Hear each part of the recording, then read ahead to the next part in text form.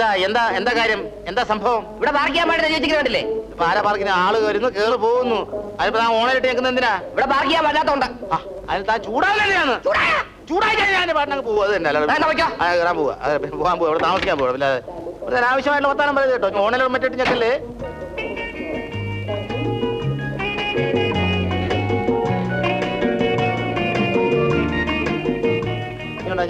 പെട്ടിയൊക്കെ ഞാൻ പിടിച്ചോളാം. ഇങ്ങോട്ടാ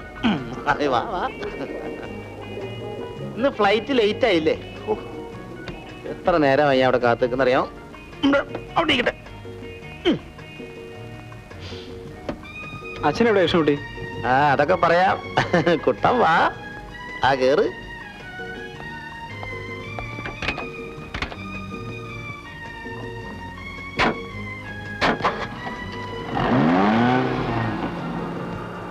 മേനോൻ സാറ് ഒരു മാസത്തെ വിദേശ പര്യടനത്തിലാ, ബിസിനസ് ട്രിപ്പ്. എന്നിട്ടെന്താ എന്നെ അറിയിക്കഞ്ഞത്? കുട്ടന്റെ പരീക്ഷ നടക്കില്ലായിരുന്നോ? ഡിസ്റ്റർബ് ചെയ്യണ്ടെന്ന് സാറ് പറഞ്ഞു.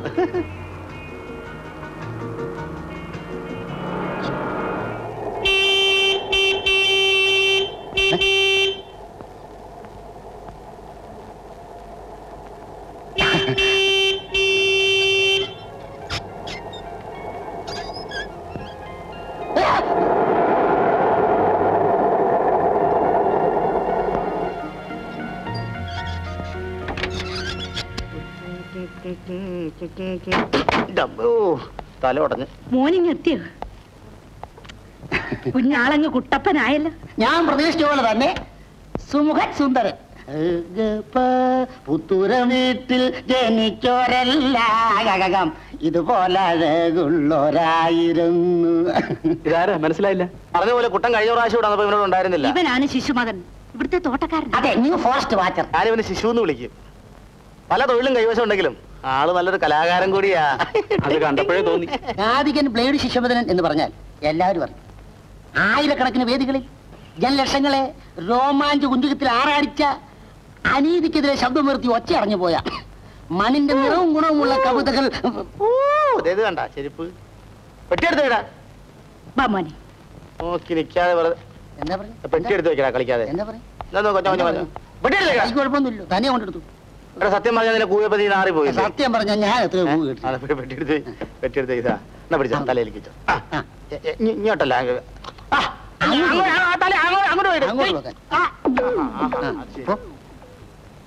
സത്യം പറഞ്ഞപ്പം പോട്ടറിന്റെ അപ്പനാ.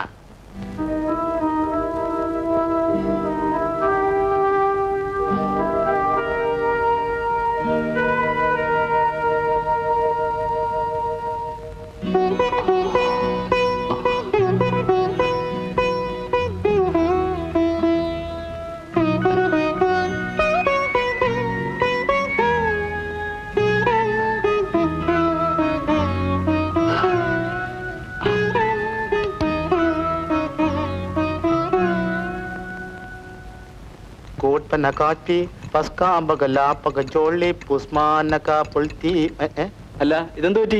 ജാനകിയമ്മ ഇതുവരെ കണ്ടില്ല. അപ്പൊ കാപ്പി ഞാൻ തന്നെ ഉണ്ടാക്കാന്ന് വെച്ചു. പണ്ടൊരു ഹോട്ടലിൽ നിന്നുള്ള ചെറിയൊരു പരിചയം ഉണ്ടല്ലോ.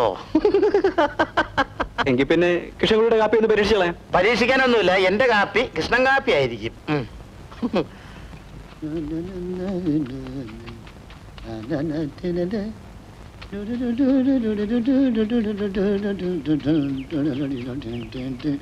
ഗുഡ് മോർണിംഗ് കുഞ്ഞ്. മോർണിംഗ്. കൃഷ്ണൻകുട്ടി പറഞ്ഞു കുഞ്ഞിന് റോസാ ചോടൊരു വലിയ കമ്പമാണ്. ഇതാ, ഇത് പുതിയ റോസ. നമുക്ക് ഈ തോട്ടം കാര്യമായി മൂടി പിടിപ്പിക്കണം. അതിനെന്താ ചെയ്യാലോ? അടുക്കള അഭ്യാസ പ്രകടനം നടക്കുക. ഞാൻ പോയി നോക്കിട്ട് വരട്ടെ. ഇതാ പിടി.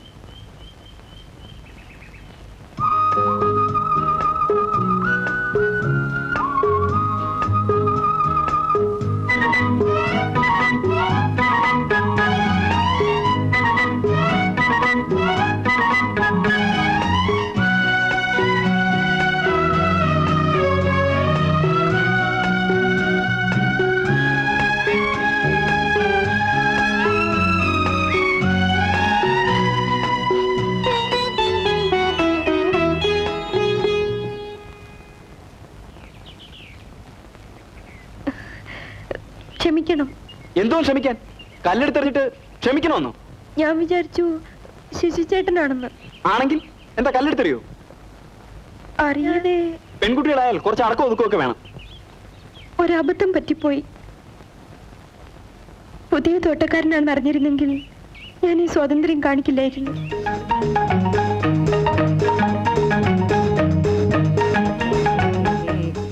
ആരാ ശോഭയോ? എന്താ രാവിലെ തന്നെ? ജാനകിയമ്മയ്ക്ക് നല്ല സുഖമില്ല. ഇന്നും നാളെയും വരില്ല എന്ന് പറഞ്ഞു. ചച്ചോ ഭഗവാനെ, ഇപ്പൊ 2 ദിവസത്തേക്ക് ഫുഡ് പ്രോബ്ലം കാണുമല്ലോ. എന്താ മുഖം വല്ലാതിരിക്കുന്നേ? അത് ഞാൻ ശിശുചേട്ടനാണെന്ന് കരുതി ഈ പുതിയ തോട്ടക്കാരനെ. തോട്ടക്കാരനോ? ഇത് തോട്ടക്കാരേ? ഓ, തോട്ടം സൂപ്പർവൈസർ. തോട്ടക്കാരൻ വേറെ, തോട്ടം സൂപ്പർവൈസർ വേറെ. ഈ തോട്ടത്തിന്റെ മാത്രമല്ല, മേനോ സാറിന്റെ എല്ലാ തോട്ടത്തിന്റെയും സൂപ്പർവൈസർ പുള്ളിക്കാരനാ. ആള് നമ്മളെ പോലെ നിസ്സാര പുള്ളിയൊന്നുമല്ല. നല്ല വിവരവും വിദ്യാഭ്യാസമുള്ള ചെറുപ്പക്കാരനാ. എന്റെ പേര് രാജു. എനിക്ക് കോളേജിൽ പോകാൻ സമയമായി. ഞാൻ പോട്ടെ. ആ, പൊക്കോ പൊക്കോ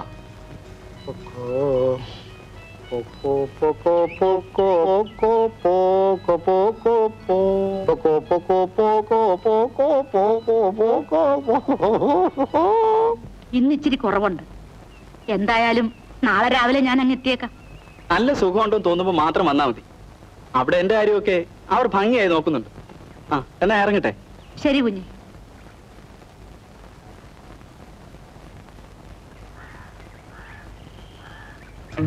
അപ്പോഴേ ജാനകിയമ്മ അവിടെ വരില്ല എന്നുള്ള വിവരം അവിടെ ഒന്ന് പറഞ്ഞാരാ? ആ വെച്ച് ഇവിടെ അടുത്തുള്ളതാ.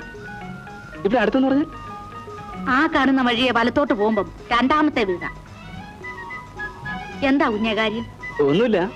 അതല്ല, എന്തോ. അത് ഒന്നുമില്ലെന്നേ.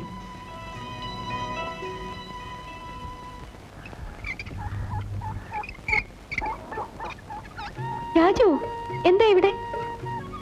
ജാനകിയമ്മയുടെ വീട്ടിലേക്കുള്ള വഴി ഒന്ന് ചോദിച്ച് മനസ്സിലാക്കാന്ന് വെച്ചാ. ജാനകിയമ്മയുടെ വീട്ടിലേക്ക് നേരത്തെ കയറിപ്പോന്നെ ഞാൻ കണ്ടല്ലോ. അത് പിന്നെ വല്ലാത്ത ചൂടല്ലേ? ഏയ്, എനിക്ക് തോന്നുന്നില്ലല്ലോ. എനിക്ക് എസ്റ്റേറ്റിൽ കുറച്ച് പണിയുണ്ട്. ഞാൻ പോട്ടെ.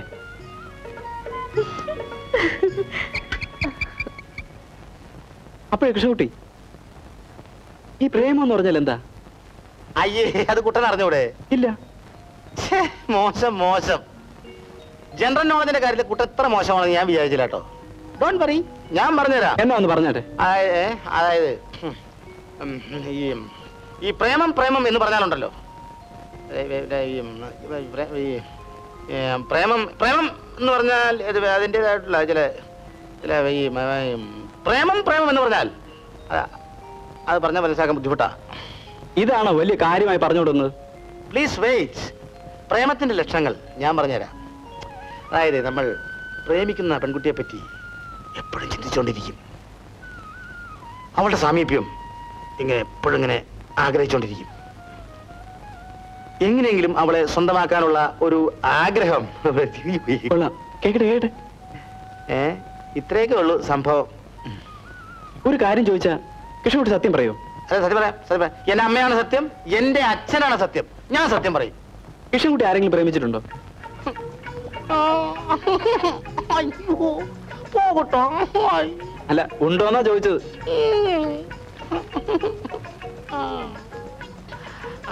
ആരാ? ഒരു പെൺകുട്ടിയെ.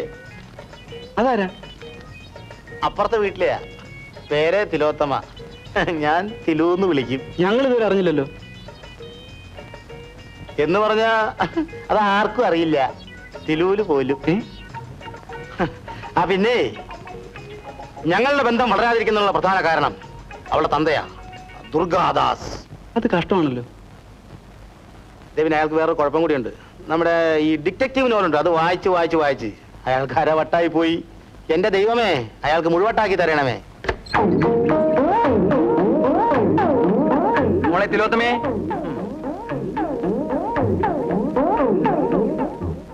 അപ്പൊ ഞാൻ ഓഫീസിൽ പോകും. ആര് വന്ന് കഥ തട്ടിയാലും നീ കഥ തുറക്കരുത്. ഞാൻ മുട്ടിയാൽ പോകും. ആ, ഞാനിങ്ങനെ ഇങ്ങനെ 2 പ്രാവശ്യം ശബ്ദം ഉണ്ടാക്കും. അതാണ് എന്റെ അടയാളം. മനസ്സിലായോ? അതടക്കി അതടയ്ക്കാൻ.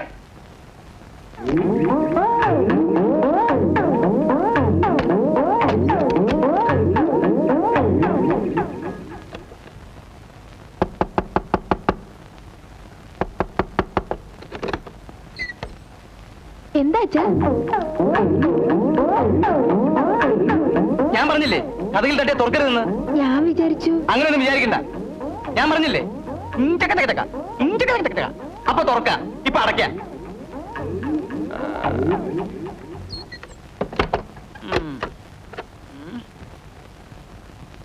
ചക്ക ചക്ക ചക്ക ചക്ക ചക്ക ചക്ക ചക്ക.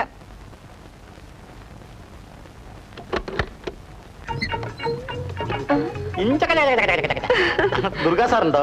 അയ്യോ, ഇപ്പൊ ഓഫീസിൽ പോയതേ ഉള്ളൂ. പോകുന്നത് കണ്ടിട്ടാ ഞാൻ വന്ന്. ഇത് ഞാൻ തിരുവിന് വേണ്ടി കൊണ്ടുവന്നതാ.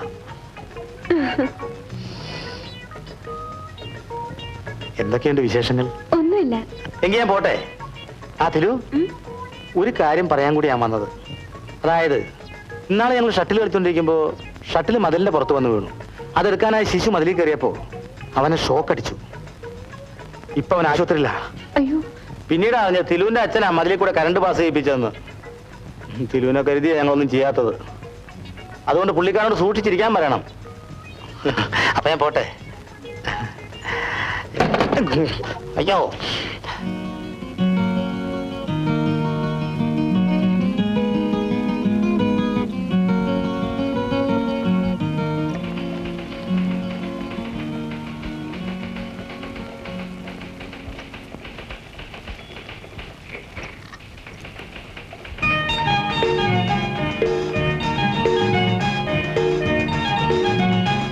എന്താ? ടൈപ്പ് റൈറ്റിംഗ് ക്ലാസ്സിൽ ചേരാനാണ്.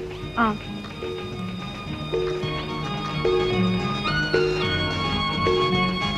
പേരെന്താ? രാജു. ഏത് സമയത്ത് വരുന്ന സൗകര്യം?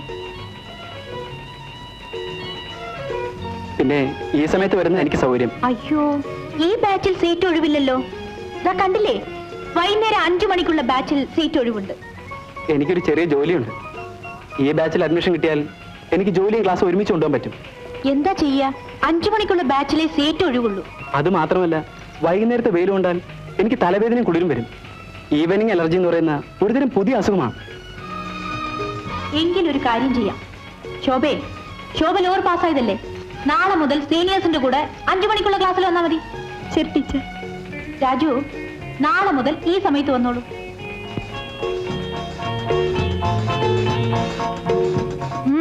എന്താ ആലോചിക്കുന്നത്? ഈ ഈവനിങ് അലർജി എന്നൊക്കെ പറയുന്നത് വളരെ നിസ്സാരമായ അസുഖമല്ലേ? ഇതിനെയൊക്കെ പേടിക്കാൻ തുടങ്ങിയാൽ പിന്നെ അതിനെ നേരം കാണും.